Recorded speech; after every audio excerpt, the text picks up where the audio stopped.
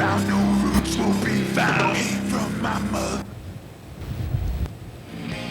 Hey everybody, this is Igor Cavalera from Sepultura, and you guys are listening to Fistful of Metal. See ya.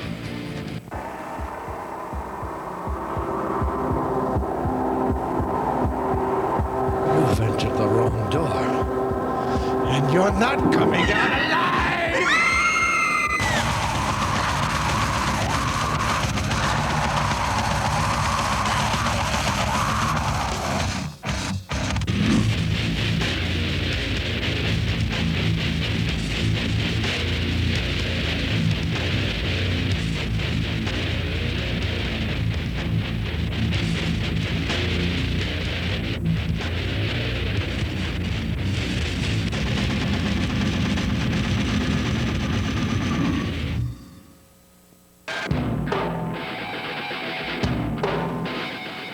Hey, welcome to Fistful of Metal.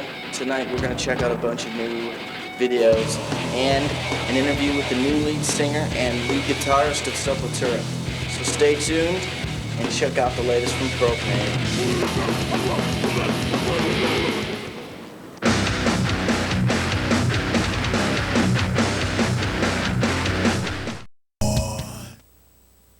You know, since Max left, we just started really practicing. We didn't stay too much on the press, you know, talking a lot of bullshit was going on, a lot of difficult times, you know, to find a new manager, find new singers and everything. You know, so we kept quiet, you know, just working on a new material. And now we have, you know, our answer pretty much, you know, which is this album. We worked very hard for this one. We're very glad that Derek came in, you know, and came to complete the band, the tribe, and we feel very strong and very, you know, happy with the way the things are going right now. A quick bio synopsis of Derek. All right, I was born in Cleveland, and then I moved to New York, and I'd always been involved in heavy music and stuff. So I always played in like hardcore bands and went to shows and saw like Cro-Mags and Venom, you know, where Cro-Mags would open up for Venom, and metal kids were like, who the hell is this? And then it was like they play, and then they're like, holy shit, you know, this is some heavy stuff. And like Bad Brains, you know, I'd get up and be like, who are they, you know, in the same week, and it'd just be like, holy shit. So I've just been influenced by that a lot. And so I had a band in Cleveland called Outface that I did for about 7 years or so, and we played as much as we could. It was like really underground at the time, and just a small, tight scene. It was cool. And then I moved to New York and started a band called Alpha Jerk for a short time, and that's when I ended up meeting these guys through a person at the record label. He sent me a tape and said they were looking for people. So I did one song off the album, Choke, with no vocals or anything. Just laid vocals out and sent it to them, and just wanted to really meet everybody in the band, because if we weren't going to get along personality-wise, then nothing would have happened at all. So I just did the whole procedure of sending a tape and then waiting, and then I got a call from Igor asking if I could come down to Brazil and jam. And so that was like really cool. Oh yeah, especially out of nowhere. Yeah, and I was like, hell yeah, I'll go, and went down and just got along with everybody really well. And from then on, we just started working. Like from that first week, there was elements that we put together in that first week that went on the album that's still there today. We actually didn't heard all the demos. You know, we have some people in America and Europe who make like a pre-selection. You know, people that we trust that knew at least the minimum that we need. You know, for Sepultura and the styles and shit. So we got to listen, you know, like a third of all the tapes that actually came in, you know. And Derek we didn't listen to the tape first, you know, we talked to him first, you know, and then, you know, somebody from Urban sent his old tapes, and I think you did send the tapes or whatever. And but our turning point was really the Choke song, you know, we wanted to see what he could do in our new stuff, you know. And since the first audition, we never practiced old stuff, you know, we didn't play any old songs. We were just like looking really to the future and really to establish a style, you know, a new style for Sepultura.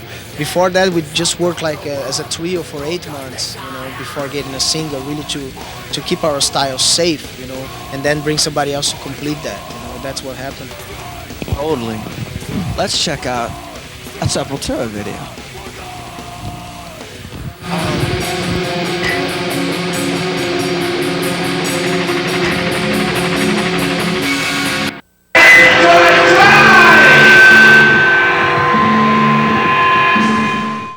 of the old stuff? Is that a heavy burden, big shoes to fill, all that? No, not really. You know, it's like the new stuff is like so fresh. You know, it's like I was a fan before I was in the band, so I was familiar with a lot of old songs, and so it was actually not as hard as I thought it would be. And it's just the new songs are just so fresh and new. You know, we're working them out and which songs to play live and stuff. So that's always like challenging, you know, to see what the crowd responds to. So right now we're going through that motion of just switching songs around, new songs back and forth, sticking with like some solid old songs that people really want to hear.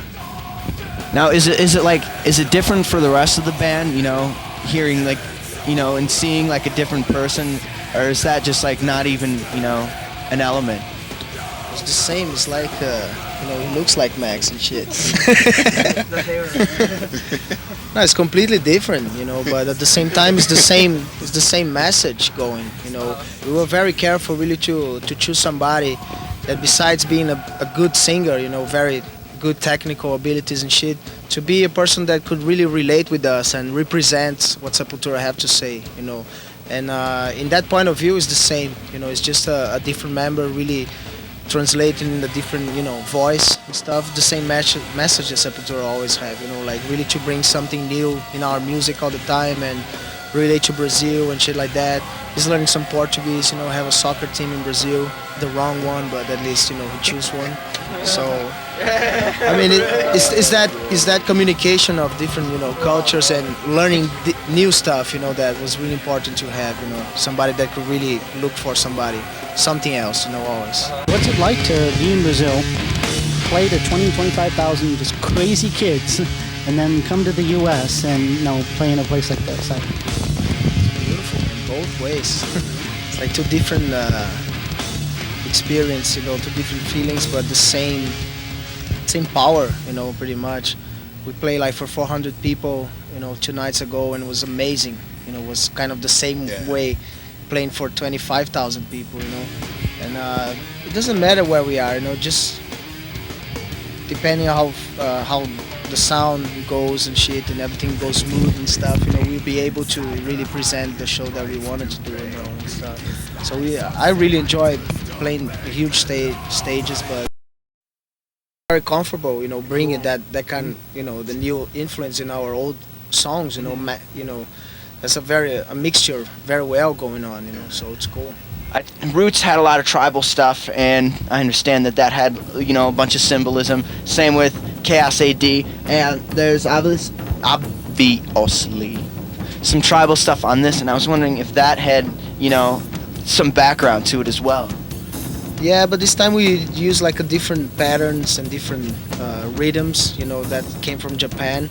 We've been using a lot of the Brazilian stuff, some African, you know, influence, you know, that have a lot to do with the Brazilian percussion style. We use a lot of that on Roots, you know, it's a very conceptual album about the Brazilian, you know, Indian, you know, indigenous music, and then the African influence and urban, whatever. But this time we like to really explore, some different stuff, you know. It'd be very boring for us to really try to do the same stuff again, you know. So for us it's really interesting to go to Japan and record with some different people. Like even the artwork on here is you know, this is Japanese, right? Yeah. And then that's Japanese too. So I mean, so it totally shows that you've explored everything, and then you're going even further. That's just totally cool. Now, as far as the lyrics and the whole title, Against, I mean, obviously political standing there as well. What can you say about that? Basically, Against was something that was surrounding the whole time period and the time frame of these guys when they were a trio and all this stuff coming down, all this shit, and people talking shit, and also the time frame when I was in the band and getting into the band and having a lot of people and a lot of doubts and just a lot of different things all like coming down on us. And it's just like whenever there is things coming down on you, you always have to fight for it, fight against all that shit. And that was pretty much what everybody felt in the band. We had to fight against all the negativity, all the shit, and just put it aside and just put this album out. really show fight people. against it, put the hatred aside, you know, man. Yeah. Cool. Which is probably the basis behind the song Rumors as well.